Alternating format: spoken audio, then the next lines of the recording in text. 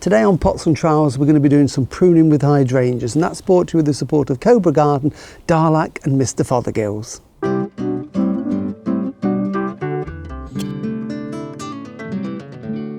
Hello and welcome to Pots and Trowels. Well, today we're going to look at pruning hydrangeas, and I know we've covered it before, so I do apologise, but I thought it was worth a reminder, and also because these hydrangeas here are the traditional hydrangea with those big pink and blue flower heads that you get, Hydrangea macrophylla, and they normally are very twiggy and bushy, and they flower on the previous season's growth. So the growth that this made last year will flower this year for them. Now, these, as you can see, have made this very strong, vigorous growth, almost 3 feet tall. And that's because last year at this time, they were pruned right the way down to here. These are quite old plants and they were getting very woody. So the owner of these hydrangeas decided to rejuvenate them. So everything was cut really hard back, and then through last summer, they made all of this growth up to here, but no flowers because they flower on the previous season's growth. Now, what we mustn't do at this time of the year, if you've got hydrangeas with growth on like this, don't think I'll cut them down, because if we cut this off again, it won't kill them. They'll just make more replacement growth, but we won't get any flowers, because it's these big buds at the top here that will produce the side shoots and the flowers. So if this were an established hydrangea in the garden, you'd probably have the remains of last year's flower on the top, and what we would be doing at this time of the year, just as the buds are starting to burst, is just take your pair of secateurs and prune down to one of those fat pairs of buds. Not the thin buds lower down, they'll produce leaves and shoots, but these big fat buds up here will produce flowers for us. You don't have to take anything off, of course. You could just get the one flower on the top, but by cutting it down to a pair of buds, we're going to get 2 flowers. So all I do with this, in this situation, and on a hydrangea that flowered last year, is to cut off the tips, the old flowers,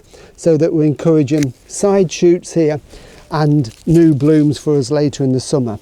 Now, what you would also probably do, and I'm going to do this with this one, because what will happen, they will flower 2 stems, next year we'll deadhead them, and they gradually get thicker and bushier and taller. So because this one's been pruned hard back for 1 year, we can encourage new growth to come that will flower next year. There's going to be dozens and dozens of flowers on there. It's going to be too crowded. So what you could do is take out probably 1/3 of these shoots back down to ground level. So for example, anything that's a bit weak and growing out at an angle, I would take off.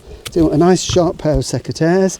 And then if it's a bit crowded, that one's a bit crowded in there, I'm going to prune that one down to a bud there.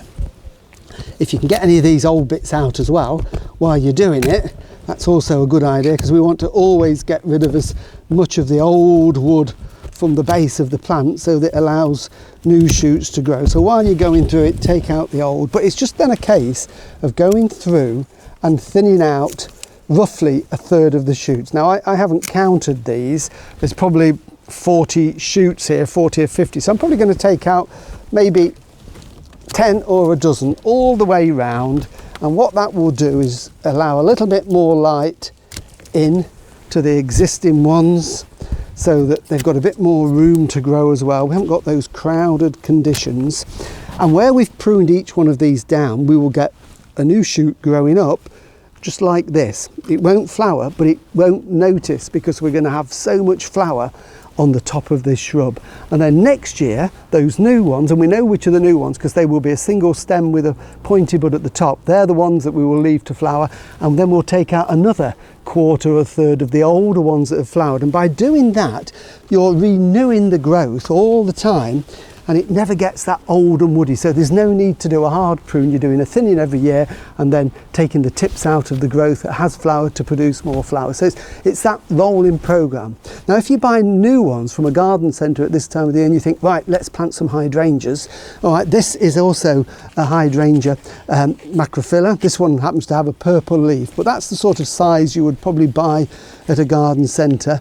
And you can see there all those beautiful fat buds growing, and what we will do is they will grow and make some really strong shoots that will flower next year. So what I would do with this, if I were planting this, you've got two options. You could get maybe the odd flower on it, or you could sacrifice one or two of these. Again, it's this thinning out process, so just taking a few of them out. So I've taken 3 out, but I'm leaving 4. These 4 will grow and flower this year, and then all this new growth will come up to fill in the gaps that will flower the following year. So just a light thinning and pruning 1 or 2 back a little bit if it's a new one of those hydrangeas. Now this is a Hydrangea grandiflora. These are the ones that have these cone shaped flowers, usually in whites or sort of pale greens or pinks, but a pale pink, not the bright pinks, and it's a cone shape like that, and they will grow again to 3 or 4 feet tall.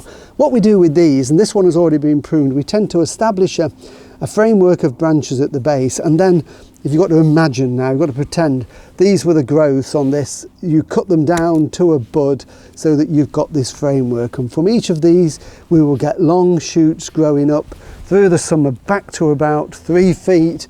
And can you not get up there fast enough, Jill? And then you'll get the flowers on the top, and then next year you cut it back down to this height. And then the other type, so they flower on new wood, not last year's wood, and the other type that flower on new wood as well, we've seen these before. These are things like Hydrangea arborescens. Annabelle has those big white football shaped heads on there, July and August time, and again these flower on the new growth. So I like to prune these hard. So again, this is just a young plant that's ready for going in the garden.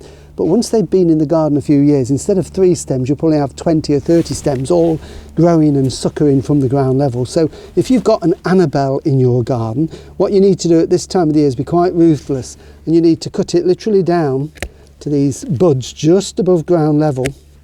So I'm literally less than an inch or so from ground level. Again, it looks quite ruthless, but from each of these will grow 2 or 3 new shoots that will get to about 3 feet tall, and then we'll get those big pom-pom heads. If you don't prune them down, they will still flower. That's how they grow, of course, in the wild. There's nobody going around with a pair of secateurs cutting them down, but they get weaker and they tend to flop. So to get those strong stems that will support those big flower heads, pruning down will just stimulate that strong growth. So that's something you can be doing. So whatever type of hydrangea you've got in the garden, you can do some pruning, whether it's a light prune or, in the case of Annabelle, a hard prune. Now is the perfect time to do it to get those blooms later on this summer. Well, thank you for watching Pots and Trowels, and remember you can see all the videos we've done over the last couple of years on all subjects on Facebook and on YouTube. Next week we're going to be in the greenhouse potting some rooted cuttings, so we'll see you then. Bye.